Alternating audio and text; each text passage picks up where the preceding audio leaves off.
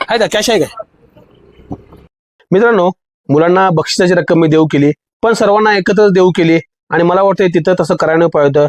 जर मी सर्वांना ठरवलेलं की असं असं प्रत्येकाला रक्कम थोडी थोडी द्यायची आहे, त्या हिशोबाने मी द्यायला पाहिजे होतं, पण जरा घोळ झाला. ते असं चालतं का? सुट्ट तुम्हाला सुट्ट पण पाहिजे. चला बघ, हे बाबा ये इकडे, दिलं बघ 500 रुपयाला दिलंय, सुट्ट करून तू ह्यांचं वाटून द्यायचं. ओके बघा, ती मोबाईल दे माझा बाबा. गेली 500 रुपये लावलं हो, ते जिंकले गे. वडा झाडला रंकाळायचं नुसतं लावलं होतं 30 सेकंद. आ गया मैं 500 रुपये दे के.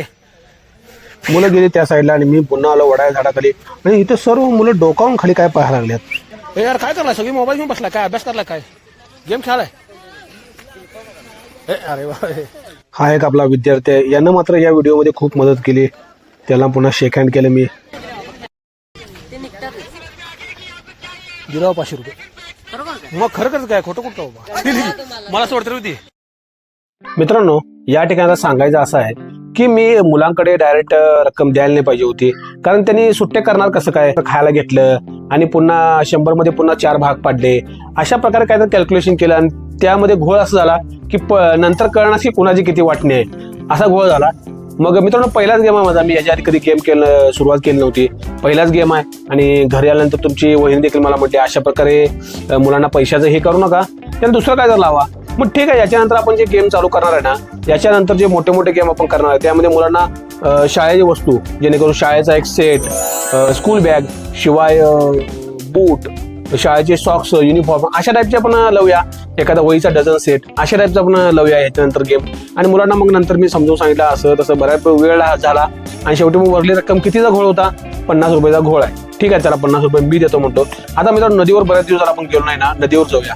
नदीवर काय चाललंय बघू. नदीवर आधीनं त्याचं लेओ नावाचं कुत्रा आणले आणि जबरदस्त धमाला मजा मस्त झाल्या, तर तो भाग पाहू. आणि याच्यानंतर डिग्रजच्या कृष्णाकिनारी 600 सबस्क्रायबर माझे झाले, तर त्याच्यानंतर एक जबरदस्त गेम माझ्या डोक्यात आहे. त्या गेमला तर काय तोडच नाही, अशी खतरनाक गेम आहे. 6 ग्रॅमचं वजन, हे 6 ग्रॅमचं वजन उचला सिंहाचं काळीज लागते, अशा टाईपचं गेम आहे. हे 600 सबस्क्रायबर झाल्यानंतर मी करणार आहे. आणि याच्यानंतर डिग्रजच्या कृष्णाकडे कृषी प्रदर्शन चालू आहे मोठंच्या मोठं. त्याच्यानंतर संत समागम असं निरंकारी बाबांचं चालू आहे. जबरदस्त असे भाग येणार मित्रांनो. सबस्क्राईब करा आणि मित्रांना पाठवत चला. आणि याच्यानंतर स्कूल गेम आणि असे बरेच खेळ आहेत, तर पाहत चला. आणि एक मुलगा जाताना मला म्हटला की आता तो काय म्हटला बघा, शेवटचं त्याचे 20 रुपये द्यायचे राहिल्यात. तो म्हणतो 20 रुपये माझं द्या, आता घरी काय येतोय. लहान मुलगा तिसरी जा. तर चला, अशा प्रकारे गेम येत राहणार आहेत. शेअर करा, सबस्क्राईब करा आणि खुश राहा, सुरक्षित राहा. घरी काय येणार म्हणते, कोपून द्या उद्या तर.